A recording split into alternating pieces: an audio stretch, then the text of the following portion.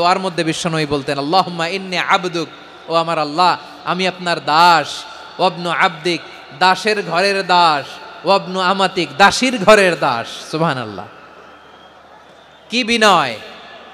দোয়াতে বলতেন, আল্লাহ আমি আপনার দাস, দাসের ঘরের দাস মানে আমার বাবা আব্দুল্লাহ আপনার দাস, দাসীর ঘরের দাস মানে আমার মা আমিনা আপনার দাস। সুবহানাল্লাহ।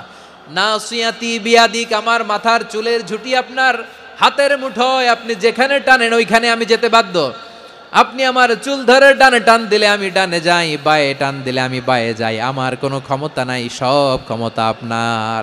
দেখেন, যেই নবীর কোনো গুনাহ নাই উনি দোয়ার সময় বলতেন, আল্লাহ আমি আপনার দাস, দাসের ঘরের দাস, দাসীর ঘরের দাস, আমার মাথার চুলের ঝুঁটি আপনার হাতের কবজার ভিতরে, এদিকে টান দিলে আমি এদিকে যেতে বাধ্য, ওদিকে টান দিলে ওদিকে যেতে বাধ্য।